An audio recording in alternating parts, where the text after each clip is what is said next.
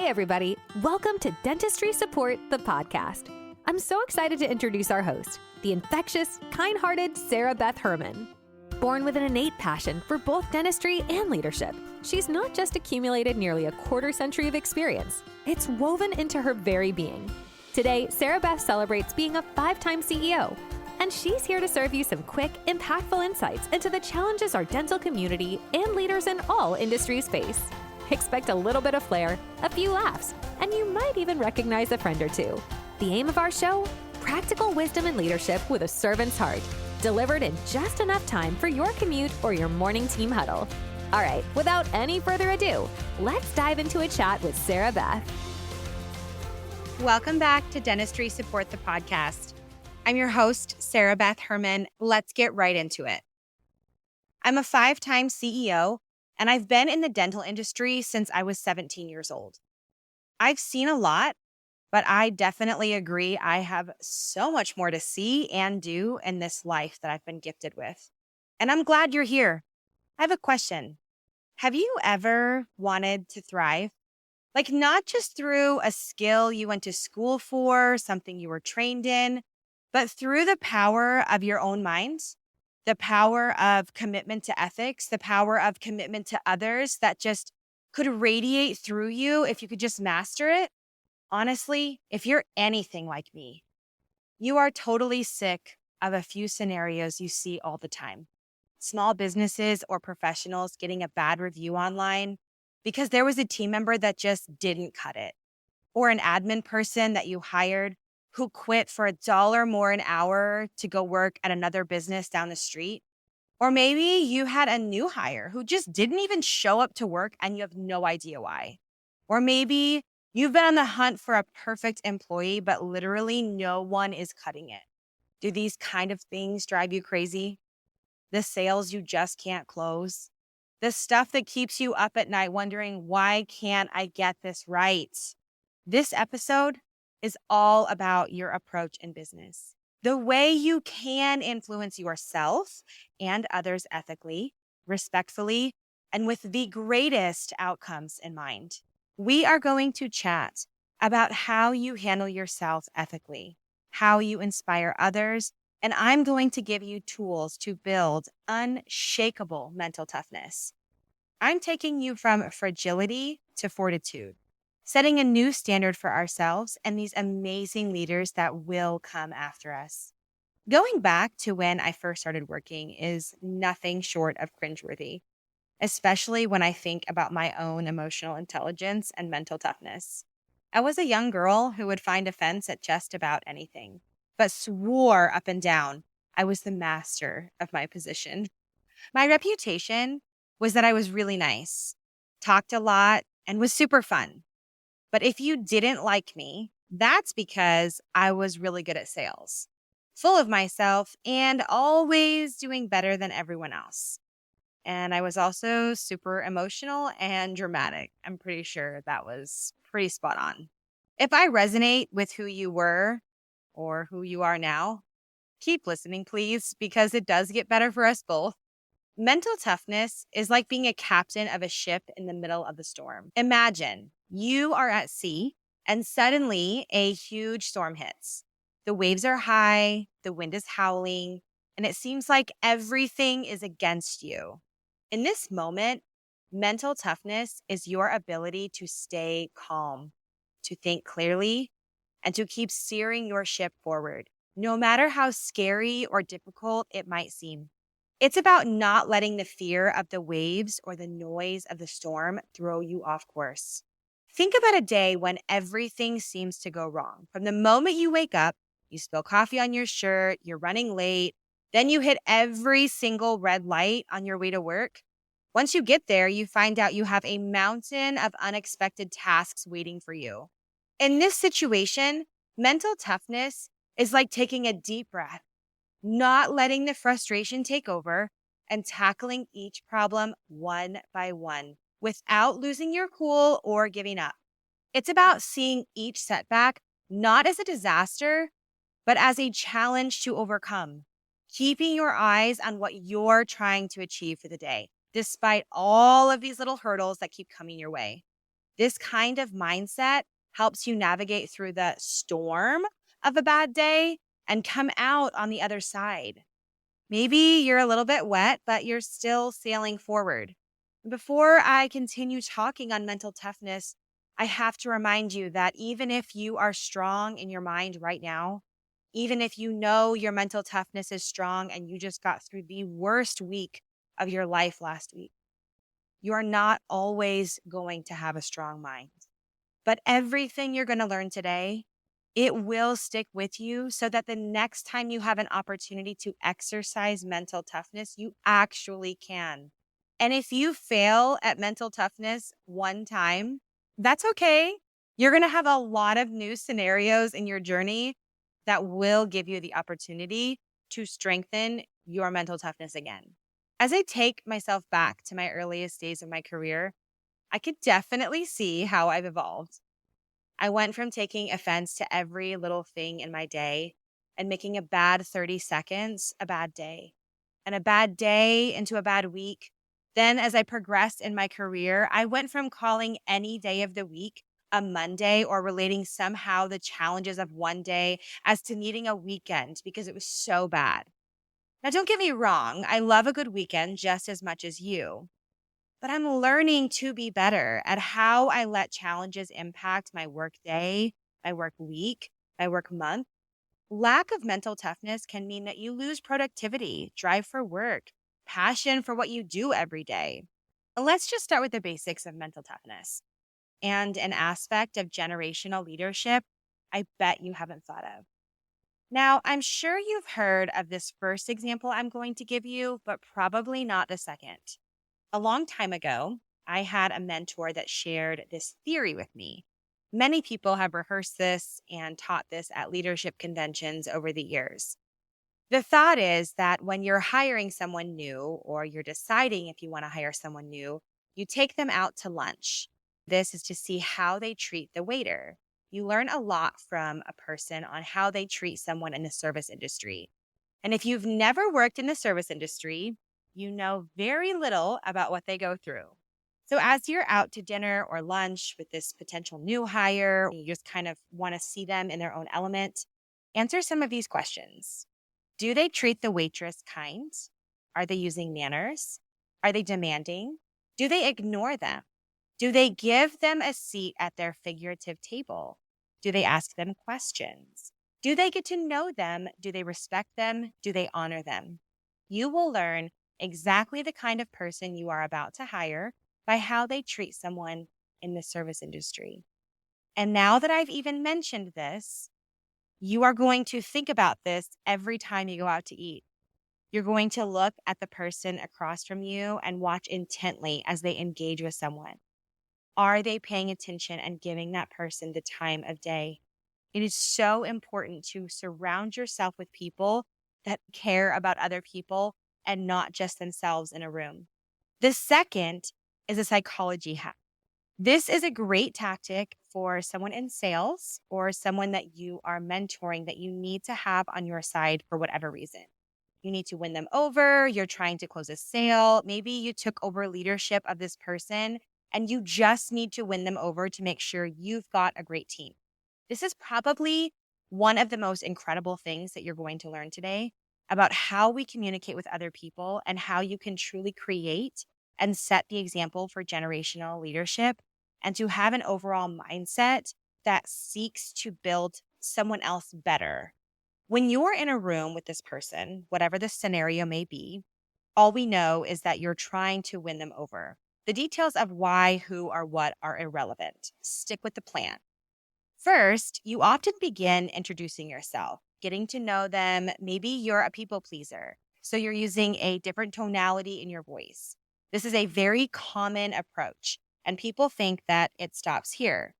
Hi, how are you? My name is Sarah Beth, blah, blah, blah, blah, blah. The other person answers how they are, and you move on with your conversation.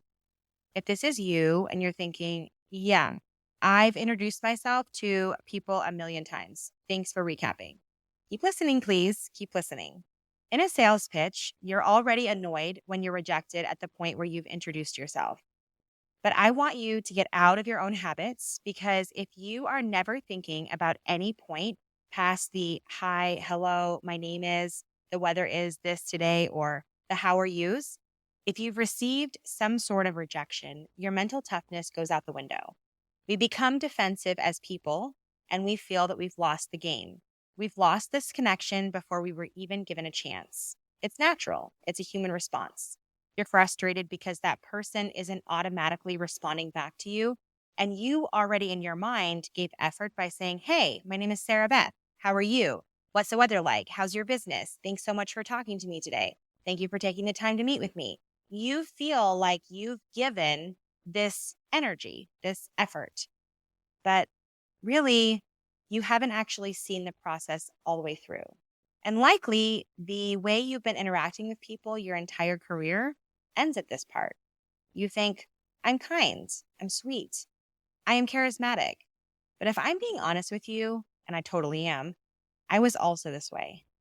I was the sweetest person you could ever meet, until I learned that every conversation needs to be more than the memorization of how to say hello, how to introduce myself, and how to talk to someone about the weather. If you want to win someone over, if you want to influence them into buying from you, into doing business with you, into scheduling treatment, into scheduling their next appointment, into following your leadership, doing what you want them to do, you've got to learn to have a mental toughness beyond yourself and a generational leadership style that really does allow the other person to know that you care. And just because you ask them how they are, what their name is, what the weather's like, or thank them for showing up to whatever appointment you're at, that doesn't mean you actually care. So here's what you're going to do that's going to change everything. You're going to ask them how they are, and then you're going to ask them a question about themselves. You're going to let them talk to you about something.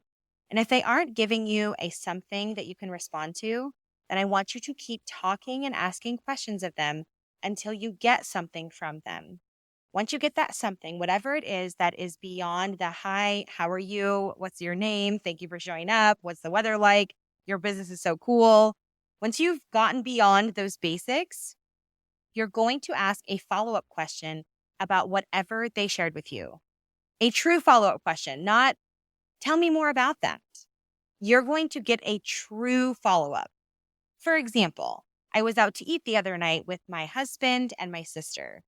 We were talking to the waitress. She was sharing with us a little bit about the fact that she was in school. I wanted to know more, so I asked her questions like, what was her major? Then I asked her where she's from. We got to find out that she was from the same town or geographic area that I was born in.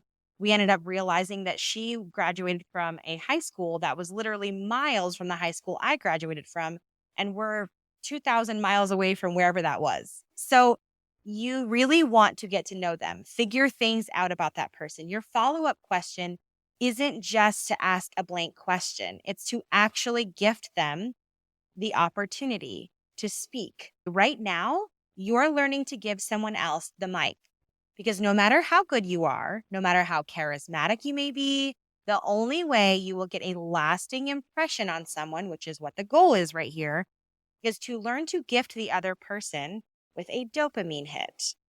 Now, the moment someone asks you to share information about something you just said to them, unbeknownst to them, they just gave you the mic. You got a dopamine hit, and psychologically, they just built a connection with you. You now are going to learn to do the same thing. You are going to gift the other person the opportunity to get a dopamine hit. Let me give you an example of this. Have you ever met someone and you were like, man, I don't know what it is about that guy, that girl, that person. They just have it. They are so awesome. I don't know how to explain it, but they just totally have it. I want to be around them. I like them. I don't know what it is about them, but they are just so amazing. You're saying that because when that person interacted with you, they gifted you a dopamine hit. And people love to talk about themselves. They love an opportunity to share with you, even if you meet the shyest person in the world. When you express genuine interest and you gift someone that opportunity to speak reciprocally to you, it changes everything. You don't even realize that they did it. You don't realize that someone offered that to you, and they won't realize that you did it to them. You might be thinking right now, how on earth does this have anything to do with ethics, leadership, or how I'm going to get a new hire? How does this have anything to do with mental toughness?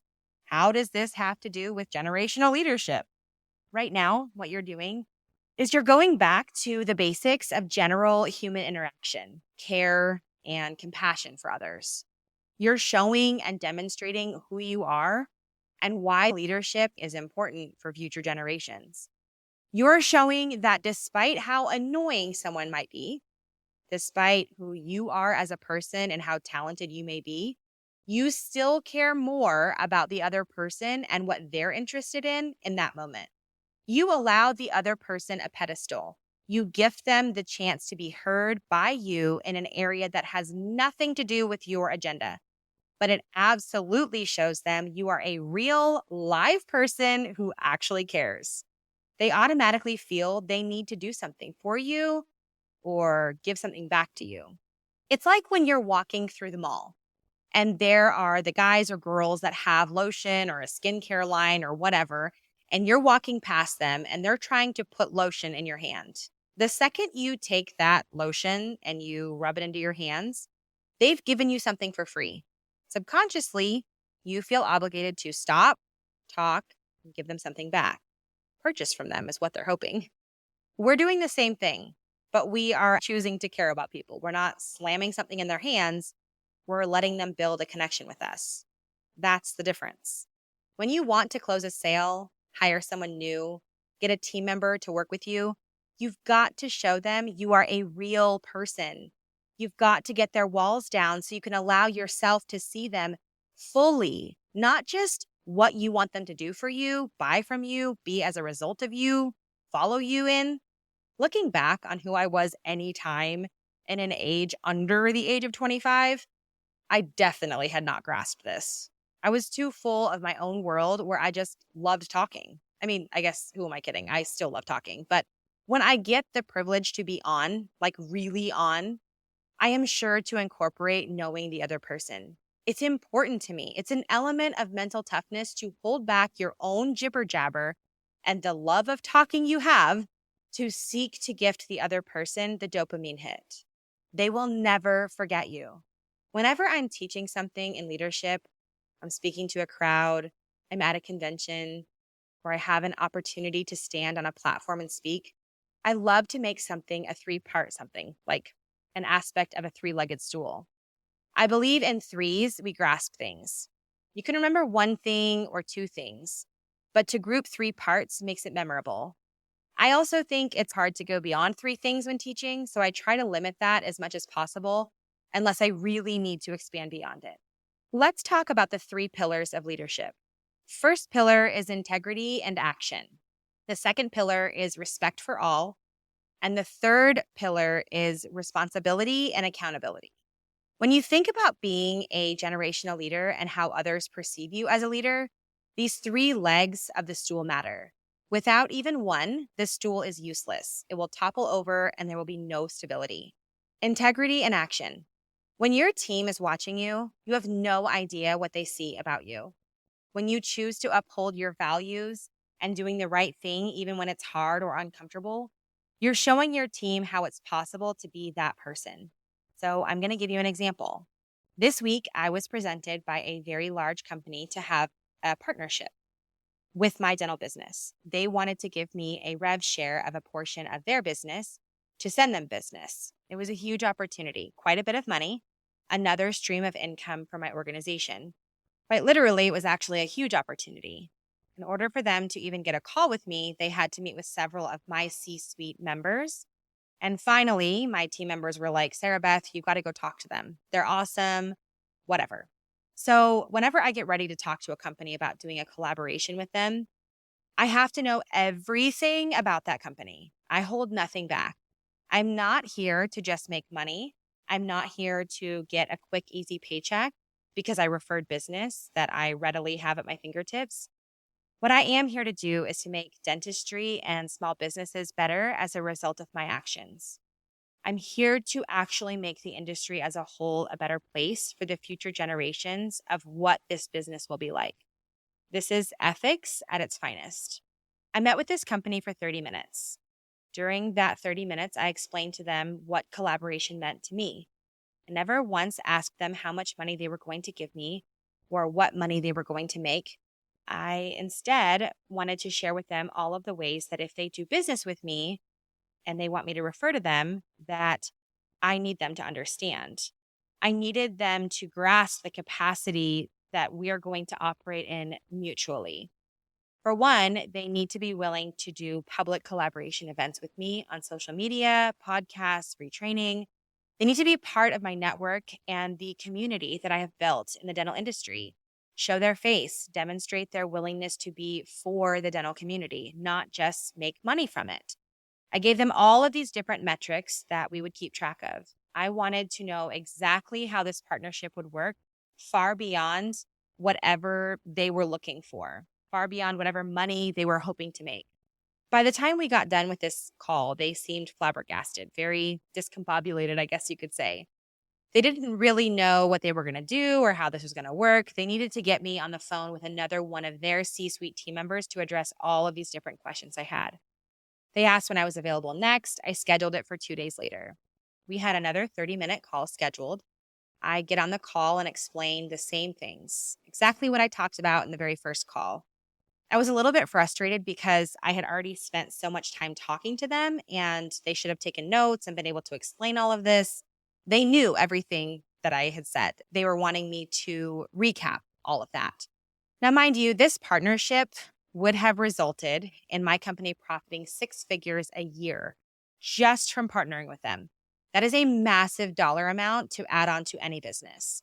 I'm sure if it was your company, you would have said, oh my gosh, 6 figures? I don't care what this company does. If they collaborate with me, cool. If they don't, cool. I just want the extra 6 figures to add to my revenue. Well, first, I didn't build dentistry support to be that way. Second, that's not ethics. That is taking advantage of an industry because you have a quick way to make money. That's not long-term sustainable, in my opinion. And unless you know everything about the businesses that you're about to do business with, you're taking a risk that could shut your doors down. I am a trusted ally in the dental industry. I need to uphold that. The future of dentistry depends on that. And yes, that's putting a lot on my shoulders. I am totally fine with that, and that's exactly what I signed up for. This meeting came to a halt 11 minutes in because this C-suite team member tried to strong arm me and make me think that it was a bad idea for us to collaborate for many reasons. He made a statement that really gave me the ick about him when he said, well, we've never had an opportunity where we've ever referred business back to someone that referred business to us. Well, in my mind, I'm like, okay, well, then you're not trusted in your community. I am building a network of dental professionals. I'm building a network of ethically ran businesses who are for the dental industry. And unless every single person who works with me is on the same page, I cannot do business with them. There is no amount of money that you can pay me to change my mind. The future generations of business depend on ethically ran businesses and do not need to be sold on dollars over people. Let's get back to the 3-legged stool. The second leg of this 3-legged stool is respect for everyone. Treating patients, colleagues, and yourself with dignity and understanding. Handling stressful interactions with patients or coworkers by maintaining composure and empathy. Viewing these moments as chances to strengthen interpersonal skills, that's a leg of leadership that's always got to be held up. If you want to know how to do this, remember to gift someone the dopamine hit. That psychology hack that we just talked about, there you go. That's how you can start with respect for everyone. And then the third leg, responsibility and accountability. Own up to mistakes you make. Strive for excellence in every task, regardless of what size it is. Take full responsibility for your part in misunderstandings and errors and use them as experiences to improve your life, your interactions, your leadership, those future generations I keep talking about. When I was on the call with that C-suite team member for that second call with that amazing partnership, that they really wanted me to sign the dotted line on. I just wanted them to understand that they needed to be the ones to answer my question of, why should I do business with you? My goal was for them to see clearly that my business was the opportunity of a lifetime to be a part of because of the way we care for others and the future of this industry. I needed to know way more about their business and what they've done in the past so I could know if it was going to be a good fit for my organization. Yeah, the dollars look really nice, but the dollars aren't everything. This applies in everything we do. If you are sitting in an interview and someone asks you, why should I hire you? You should say, well, I'm not sure you should. I need to know a little bit more about the person you had in this role first. If you have a client and they say, why should I do business with you? Well, I'm not sure you should. I need to know a little bit more about this area of your business first. I need to know what you expect in this area first. Who have you had doing this before me? You need to learn to disarm the other person and not allow them to make it so intense for you. Put it back on them. Don't let them put you in a corner and make you feel pressured into doing anything. Because your first and foremost goal is to have mental toughness, operate ethically, and then be a generational leader. It doesn't have to be in that order, but those are the 3 things you've got to do. Your TGM moment today, mental toughness is the resilience to face and overcome challenges. In any business, there are so many pressures from customers, patient interactions, patient care to administrative duties, and just making sure that everything's done from every single aspect. If you want to know the examples of what it looks like to lack mental toughness, that would be giving up easily.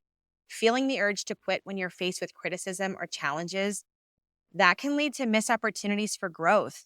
Learning to avoid responsibility, not owning up to mistakes. That leads to a culture of blame and stagnation. Emotional reactivity is something we got to talk about. It's allowing your emotions to control your actions. This can change everything in your professional relationships and your own personal health. I want you to work on a few techniques for managing your emotions and reactions.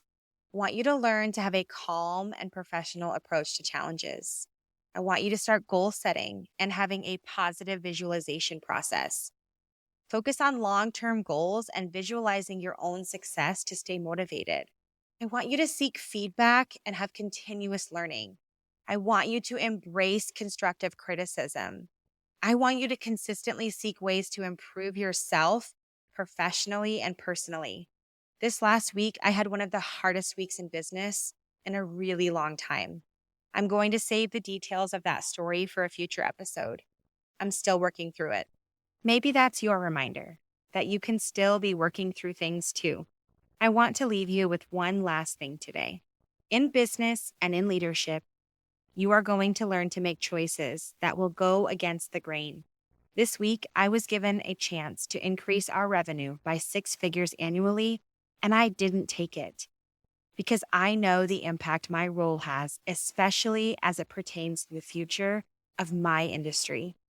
It's a heaviness on my shoulders that I gladly accept, one that I absolutely put there myself. And no, there is no one banging down my door making sure I keep all of that on my shoulders. I'm doing it because I live, eat, and breathe leadership, and creating future generations that can be even more successful than me is the best legacy I could ever leave. I will make mistakes. I will never make everyone happy. Not everyone in the world is going to want to do business with me. In fact, people will listen to this very podcast episode and say I am not qualified to talk on here. I'm going to disappoint people. I'm going to screw a lot of things up and make mistakes all the time, but I am going to forge ahead.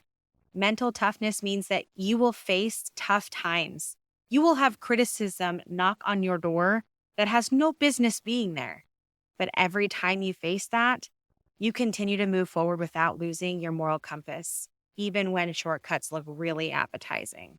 Mental toughness, generational leadership, it's about how we handle getting someone's buy-in, how we prioritize maintaining who we were always designed to be. As you lead this week, I want you to remember that. not about dictating or controlling every step of the way. And it's okay to make mistakes. It's okay to have a bad 5 minutes or even a bad day, but it doesn't have to throw you off course. Life comes in waves, and we've got seasons upon seasons ahead of us. This path of generational leadership is about inspiring those around you so that they can believe in something greater, so they can see a vision beyond what they can see in front of them, so they can see you care about them. Something super cool that I want you to know about is, without even knowing it, you're giving someone else hope today. They're watching you. They're learning from you. They're listening to you, and you don't even know it. Every time you handle life and business, all these highs and lows that come your way, someone's cheering you on. They are inspired to move forward because of you. I think now, with what you learned today, you are equipped to thrive in ways you never knew you could. You've got the ability to control your mental toughness, choose your follow through, choose the legacy that you want to leave behind. And this is where I'm most proud of you. I'll catch you on the next episode. A big thanks for tuning in to this episode of Dentistry Support, the podcast. If you've got stories to share or want to be a part of the ongoing conversation, join us on our Facebook group, The Dental Collaborative. Looking to connect or to be a guest? Head over to dentistrysupport.com, or you can find out more about Sarah Beth at sarahbethherman.com. Also, if you can spare just a second, please feel free to rate, subscribe, or leave a review wherever you listen to your podcasts. That helps others find the show, and we greatly appreciate it. Let's keep building generational leadership. Thanks again, and we'll catch you in the next episode of Dentistry Support, the podcast. Until next time.